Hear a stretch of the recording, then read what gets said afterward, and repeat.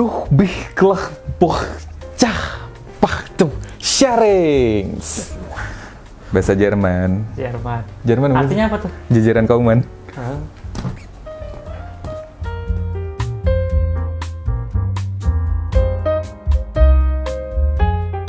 Oke, selamat datang di Sharings guys, di episode kesekian, berapa sih? Kelima. Episode kelima, yeay! Gile, akhirnya di episode ini nih kita bisa mendatangkan orang terpenting di Indonesia. Idi. Parah ya? Ini. Gue plug dulu ya. Belum dikenalin. Ini dia Raffi Ahmad. Alhamdulillah. Raffi Ahmad. Fitnah ya, sorry. Iya, sorry. Fitnah itu biasanya lebih kejam daripada fitness ya. Betul sekali. Oke, nah perkenalan yang aslinya deh. Siapakah sosok ini?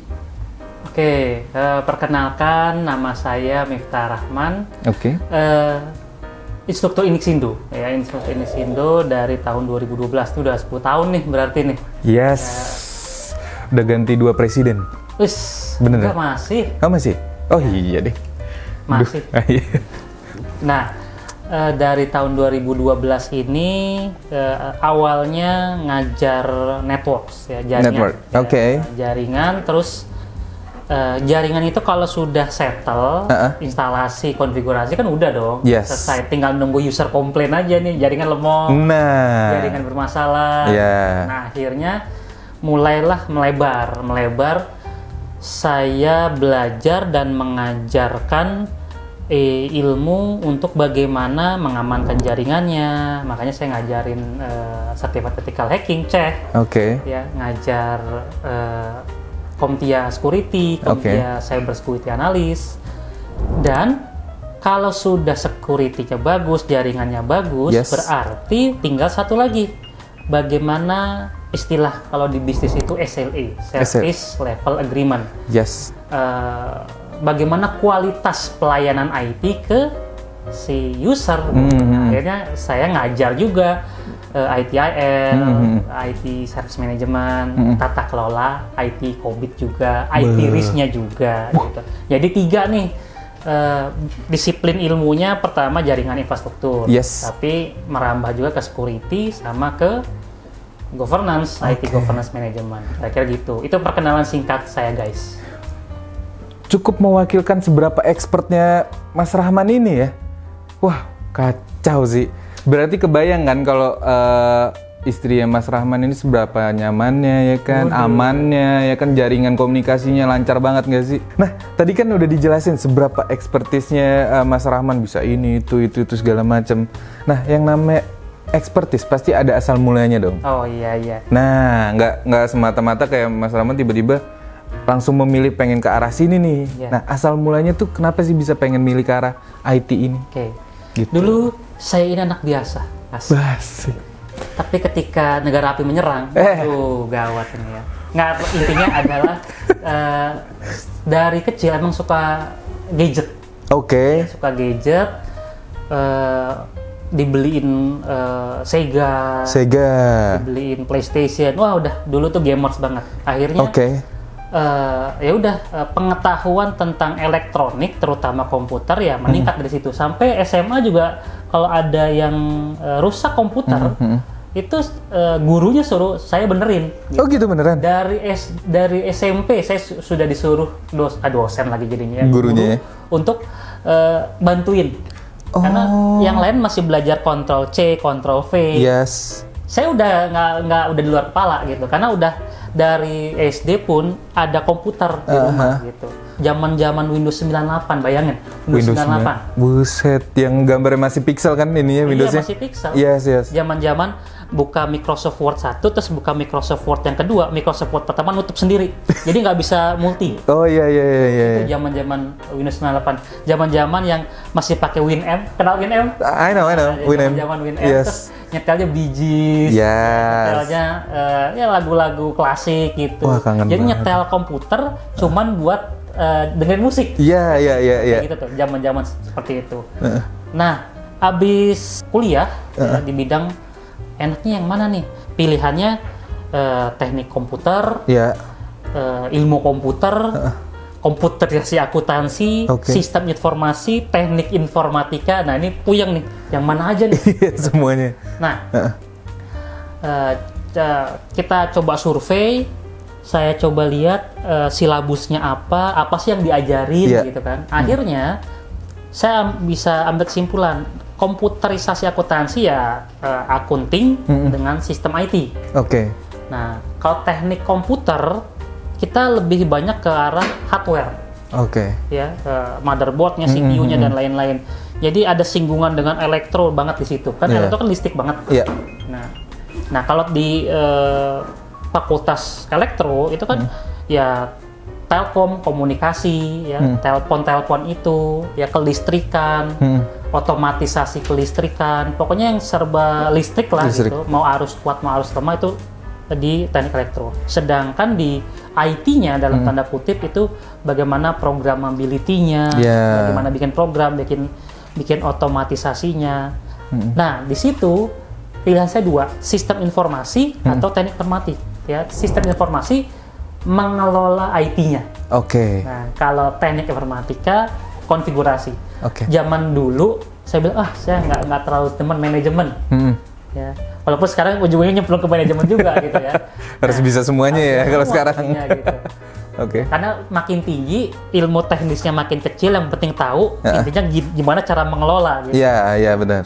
Nah akhirnya saya tadi masuk ke teknik informatika, belajarlah programming, jaringan. Yes. Nah saya lebih condong ke jaringan karena tinggal config gitu. Terus bagaimana troubleshooting infrastruktur. Gitu. Kalau coding beda titik koma sedikit aja nyarinya 7 keliling, 7 tahun belum kelar-kelar. Itu dia, banyak banget kan.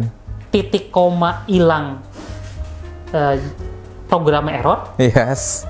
Titik komanya ditambah, errornya makin banyak. Nah itu bingung tuh. Saya akhirnya gimana ya? Ini kayaknya madesu nih kayaknya kalau di sini. Ya, no offense buat programmer, developer ya. Tapi itu yang saya rasakan. Ya. Masuklah ke jaringan. Sekarang ada istilahnya software defined networking. Jaringannya harus dibikin pakai script. Untung saya punya basic programming. Yes. Kalau nggak punya basic programming, ya ibaratnya gini, saya lari, saya nggak pengen programming, ini Mbak Desu nih, saya maunya ke infrastruktur aja. Yeah. Begitu masuk ke infrastruktur, programmingnya masuk ke infrastruktur. Itu kayak Darth Vader, so we meet again. Gitu. Yeah. Gitu lagi kan.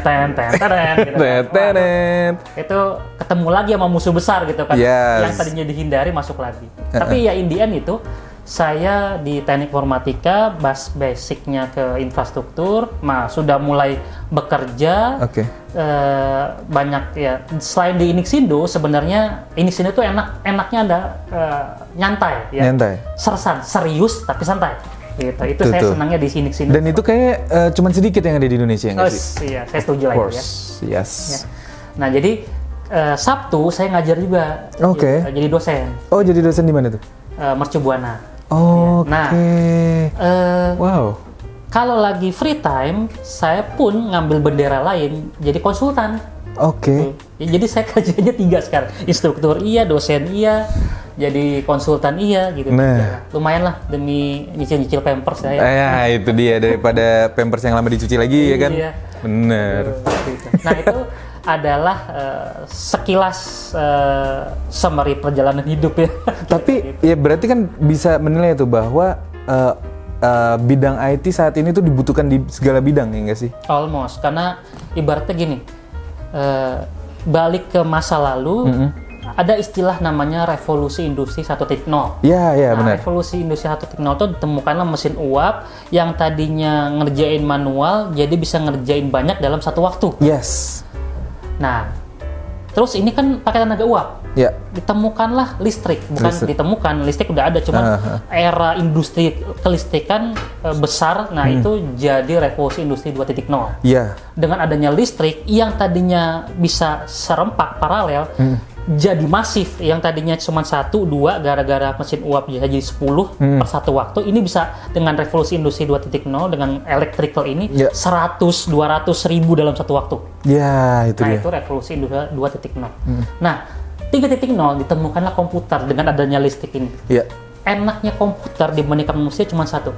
Komputer itu adalah alat paling bodoh sebenarnya. Kalau kata dosen-dosen saya itu, Oke. komputer itu adalah alat paling bodoh. Dia nggak bisa ngapa-ngapain. Kekuatan komputer cuma satu. Dia nggak pernah capek. Kita Ya, suruh benar. hitung 1, 2, 3, 4, 5 sampai 100 capek. Iya. Dikit-dikit capek. Hmm. Tapi komputer kita suruh dia selama ada listrik ngitung sampai 1000 dikerjain sama dia. Betul. Nah, kelistrikan yang tadi di multiply lagi dengan kekuatan komputerisasi itu. Oke. Jadi almost every line of business semuanya sekarang harus menggunakan komputer. Yes. Gitu. Ya including apa ya kita bilang sepak bola ya, sport lah ibaratnya ya. Mau itu tenis, sepak bola, basket, pergerakan dia, berapa lama dia kuat lari. Nah, itu semua data. Dihitung. Benar. Data semua. Nah, akhirnya perlulah manajemen data gitu loh. Yes. Perlu manajemen data.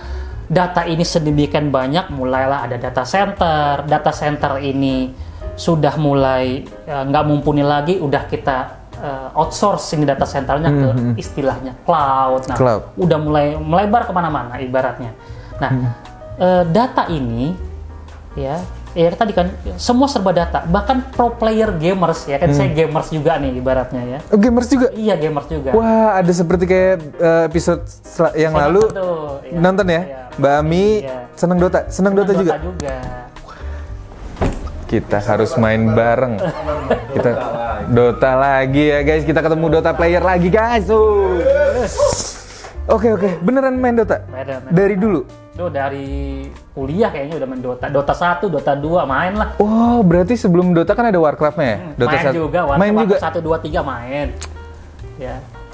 Ini dia nih. Mau main Dia apa? Starcraft 1, 2 Starcraft. main. Yes. Main. Ada apa? Yang kayak model Age of Empire apa? Baru mau ngomong Age of Empires main. Ada satu lagi, Red Alert. Red Alert ya. Wah. Main. Yang isinya apa? Balon udara itu bisa Ya, ketemu. iya. Main itu main. Oke. Main. Command and Conquer main. Wow, nice Main. banget. Pokoknya game PC hampir semuanya main. Oke. Sampai istilahnya VGA-nya nggak kuat. Nah, itu aja dah. Pokoknya balik lagi ke situ ya. Terakhir yang game kualitas AAA, Oke. itu paling Battlefield 5 saya udah main, cuman akhirnya nggak jadi main, udah Oke. selesai lah. Komputernya nggak kuat, VGA-nya nggak kuat gitu. Dan jadi kalau mau ngomongin game boleh sama saya. Nah, kita buka sesi klinik kali ya. Bukan saya Gaming klinik tuh boleh tuh. Asik tuh. Nah, tadi seneng banget main Dota. Dari Dota 1 main, dari 2 main. Dota 2 main. Hero apa yang sering dipakai? Kalau Mbak Ami kan kemarin kan dia suka apa? Alchemist. Oke, kalau lagi pengen serius ya, ini kayaknya wah main kalah mulu kan gitu kan. Iya. Main Dota tuh kalau kalah mulu bete gitu kan. Iya. Kalau lagi pengen serius saya pakai Spectre. Oke, itu seru banget itu. Yes. Yang farming. Ya, terus jika Perang di mana ulti pindah ke sana. langsung ya. Gampang. Yes. Gitu. Itu lagi lagi pengen menang gitu loh. Dan enaknya main Dota kalau bisa ini tips buat teman-teman viewers. Yes. Mainlah sama teman-teman. Iya, jangan main orang asing. Jangan solo. Nggak kuat. Yes, Toksiknya nggak kuat. bener-bener kacau sih. Gitu, mendingan sama teman-teman. Nah, itu kalau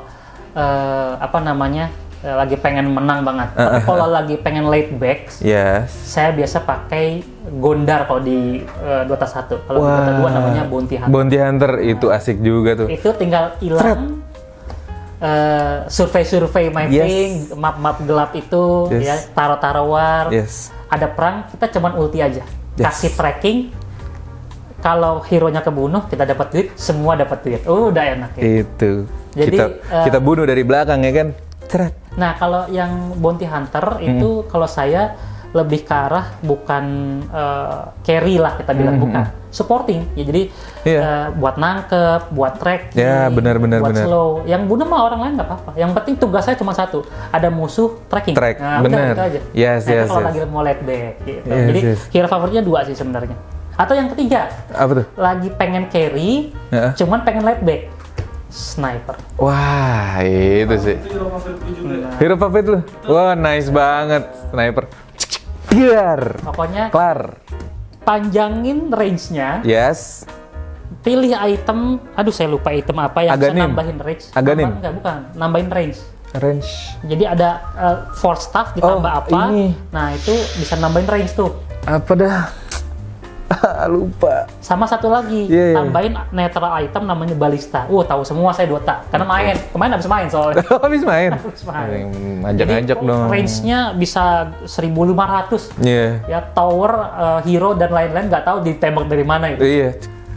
Nah itu Wah. kalau lagi pengen jadi carry, cuman pengen agak aman. Cuman Hmm. ya tadi teman-temannya harus mendukung karena pasti dia diincer duluan. Iya, bener.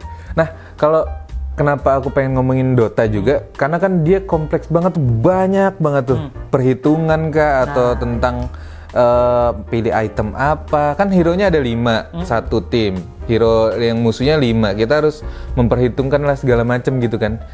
Termasuk tentang kayak berarti ada data-data yang kita kumpulkan gitu nggak sih? Iya, jadi gini. Tadi kita sempat ngobrol ya, singgung sedikit data manajemen ya, Yes. data-data itu. Itu. Nah, pro player kayak e-sport Dota, e-sport Mobile Rainbow Legends. Six, Oh, Rainbow Six, oke. apa namanya Siege ya. Yeah. Saya main juga tuh ya. Nah, itu mereka bagaimana improve skill mereka, improve gameplay mereka mengambil data-data tersebut. Nah, data-data tersebut itu diolah, dikelola, dibikinkan reportase. Oh, ternyata dia lemah di titik ini, di menit ini, Nah, di itu. jungle ini, Oke. di map yang seperti apa. Nah, istilahnya kita bilang itu namanya data governance, Data governance, tata oke. kelola data. Oke. Aim dari tata kelola data adalah bagaimana membuat satu summary apa yang kita harus lakukan ke depannya berdasarkan data-data terdahulu. Yes. Nah, kalau ini bukan ngomongin IT, bukan ngomongin games ya. Kalau di dunia IT itu istilahnya DIKW. DIKW, D itu data. data. Apa itu data? Data itu adalah sekumpulan fakta. Ini sekarang Oke. fakta nih.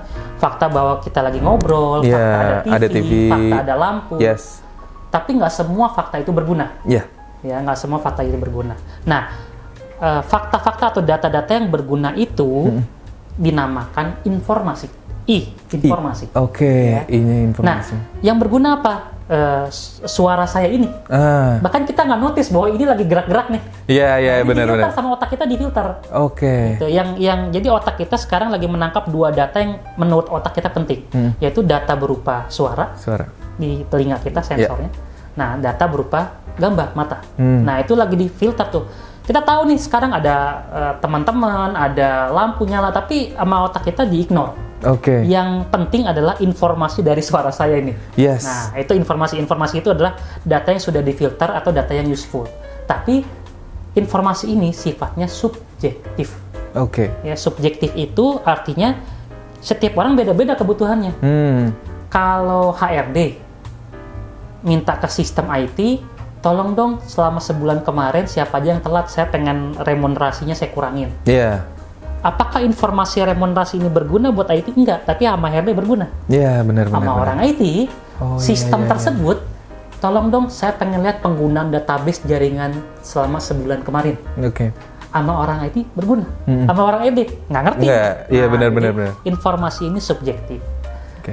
Nah, informasi ini dikolek sedemikian banyak, dibikinkanlah summary, namanya K, knowledge. Knowledge. Oke. Nah, knowledge inilah yang dipaparkan dalam bentuk grafik. Makanya, kalau pakai hero Phantom Assassin, ya, trennya dalam sebulan terakhir itu turun, banyak plusnya. Iya. Karena banyak player yang sudah tahu cara tanggulanginnya, Iya, counternya, metanya Oke. gimana. Nah, Iya. informasi tentang meta, counter meta itu dari knowledge gitu loh. Iya. Grafik-grafik itu, summary, pie chart, bahwa hero apa cocoknya dengan hero apa. Nah, itu data governance sebenarnya itu. Oke. Nah, kalau di Dota, data governance-nya 2. Kalau pakai third party namanya Gosu.ai, Gosu.ai. atau kalau punya duit banyak, belilah Dota Plus. Tahu saya, tenang aja tahu. Oke. Ngomong Dota tahu. Oke, itu official dari Dotanya, Dota Kalau Plus. Dota Plus official. Bahkan dikasih tahu narik creep menit keberapa, terus rune itu munculnya kapan. Iya, iya. Nanti terus dikasih tahu statistik kita main hero ini gimana. Jadi pas main game berikutnya kita sudah tahu nih how to act, how to do with this hero gitu loh. Itu data governance gitu. Oh, wow. Bayarnya mahal itu Dota Plus itu. Lumayan lah 100.000 per bulan. Kalau untuk saya, kalau saya sih sih. Dota Plus karena udah tahu cara mainnya, jadi nggak terlalu. Dota Plus itu bagusnya tadi ya buat orang-orang yang baru belajar. Yang kedua banyak skin bagus. Gitu. Ya benar. Punya Dota Plus, kalau saya nggak terlalu seperti itu. Ibaratnya ngeluarin duit buat beli pixel itu bagi saya ya kayak NFT lah. Itu buat beli pixel sebenarnya gitu. Iya benar. Beli lisensi pixel. Ya mendingan saya beli sepatu gitu kan. Iyalah bisa digunain kapan aja. Gitu kan. Iya. Kalau pamer jangan tanggung-tanggung gitu kan. Nah, kalau yang Dota Plus itu kan buat guide aja, buat beginner ya, buat kalau misalkan buat ekspor juga bisa sih sebenarnya. Ekspor juga bisa. Nah, berarti kan sebenarnya tanpa Dota Plus juga kayak Mas Rahman juga itu bisa menganalisis sendiri kan? Bisa, tapi kan capek. Kita butuh komputer. Nah, W itu data, information, knowledge, wisdom.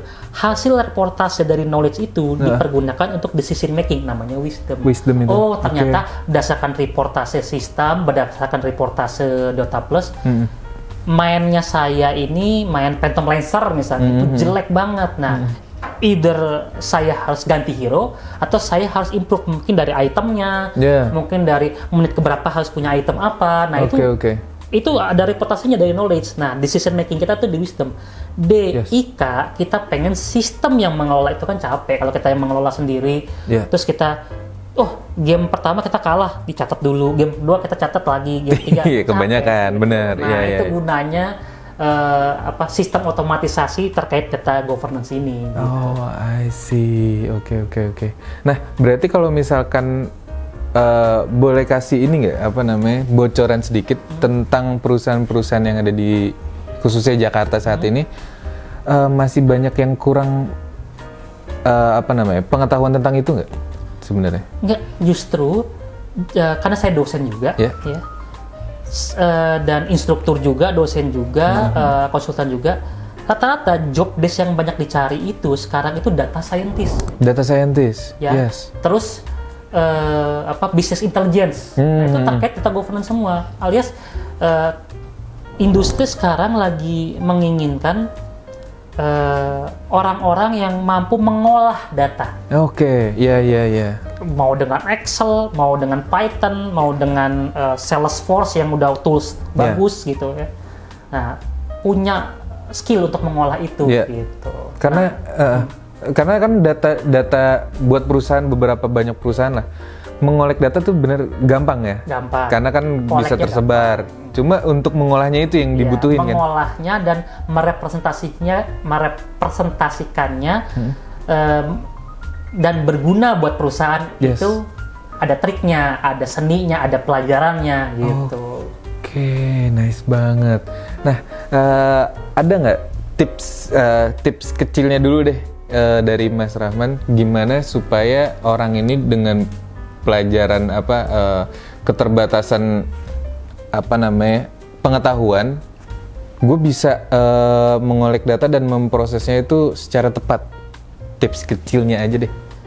Kalau tips kecil, pertama memang latihan untuk membaca, menganalisa data dengan cara familiar dengan tools-tools otomatisasi. Itu aja dulu.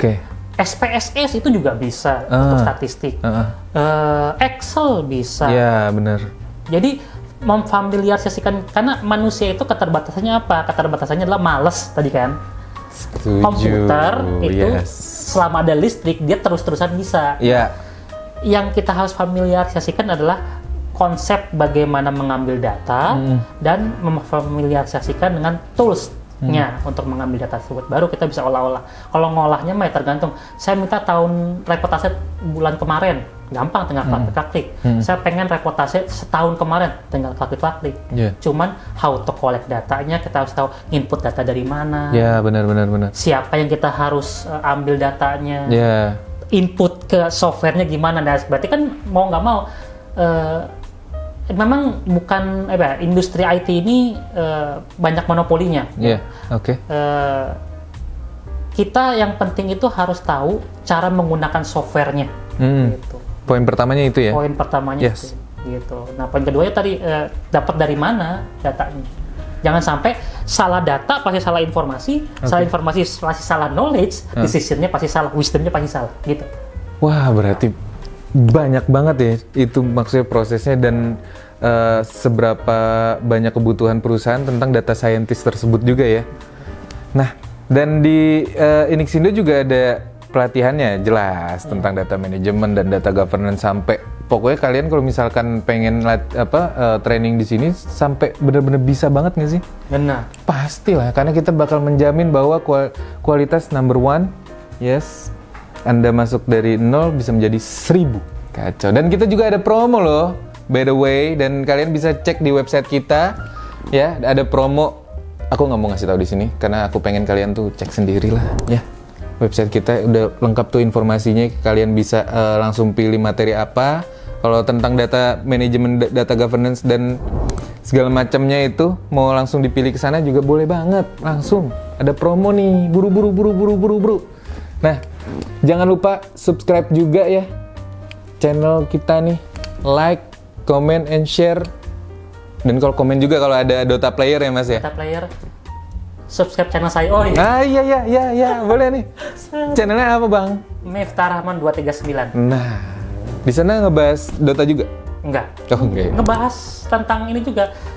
Channel saya mainly ngajarin apa sih yang dipelajarin di IT Risk Management. Apa sih yang dipelajari di tata kelola IT. Jadi ketika saya pengen belajar materi manajemen IT. Mulai dari mana dulu sih? Nah, saya memberikan insight-insight seperti itu. Wow, nice banget. Selaras lah sama Inixindo sharing inilah. Oke. Wow, nice banget. Berarti kita hitungannya kolaborasi nih? Hitungannya kolaborasi. Ya. Bahaya. Tinggal ini nih ya. Tinggal kalau saya mau ngajak tim marketing IT, tinggal temanya apa ya? Let's go. Sabar Pak. Oh, belum. Sorry. Marketing di IT itu kerjanya ngapain gitu ya? boleh. Karena channel saya spesifik, ya, bukan channel buat hahihi, buat channel anak-anak, Oke. unboxing Yes. Channelnya memang kalau mau training IT, yang kayak gimana training IT? Mulai dari mana? Project management, mau jadi project manajemennya, training jadi project manajernya, Yes. atau training how to do a project. Nah, Wow. ada. Nice Dan juga memang isinya tentang tutorial bagaimana setting Cisco gitu-gitu. Oke, you should check out juga lah ke sana ya.